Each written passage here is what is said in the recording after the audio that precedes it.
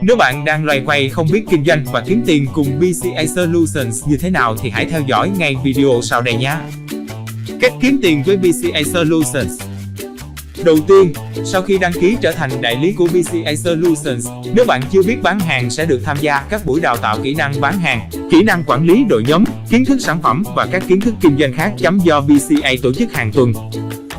Do đó, nếu bạn chưa từng bán hàng hay không có năng khiếu tư vấn vẫn hoàn toàn có thể kinh doanh online với BCA Solutions. Sau khi đã trang bị cho mình những kiến thức bán hàng chuyên sâu, bạn có thể tự bán hàng trên các nền tảng mạng xã hội như Facebook, Zalo, Instagram hay TikTok, vân vân. Hoặc những người có nhu cầu mua hàng đang ở xung quanh bạn.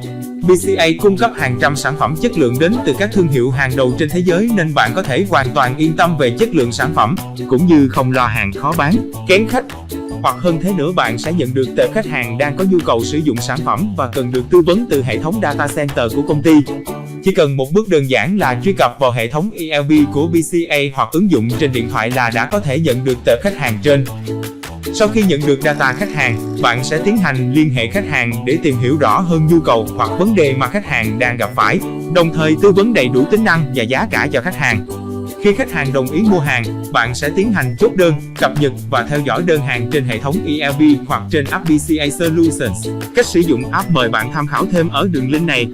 Cuối cùng, sau khi lên đơn hàng thành công, kho hàng của BCA sẽ tiến hành đóng gói và gửi tới tận tay khách hàng của bạn.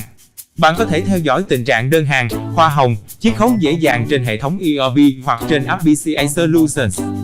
Hệ thống BCA sẽ tự động thống kê lại doanh thu theo từng tháng và hoa hồng sẽ được chuyển trực tiếp vào tài khoản của bạn. Chiết khấu của BCA lên tới 60%, được coi là cao nhất trên thị trường hiện nay. Quy trình kinh doanh của BCA gói gọn trong 4 bước vô cùng đơn giản và không mất quá nhiều thời gian.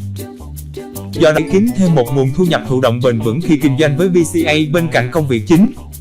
BCA cung cấp sẵn cho bạn nền tảng kinh doanh online toàn diện 4.0 với 4 không: không vốn nhập hàng, không tồn kho, không giao hàng, không tự chạy quảng cáo. Việc của bạn cần làm là cố gắng nỗ lực học hỏi, tìm tòi nhằm tối ưu doanh số bán hàng, xây dựng cho mình một hệ thống khách hàng trung thành, từ đó tạo dựng được sự nghiệp kinh doanh online riêng cho bản thân. Cảm ơn các video, hẹn gặp lại các bạn trong những video sau của BCA Solutions.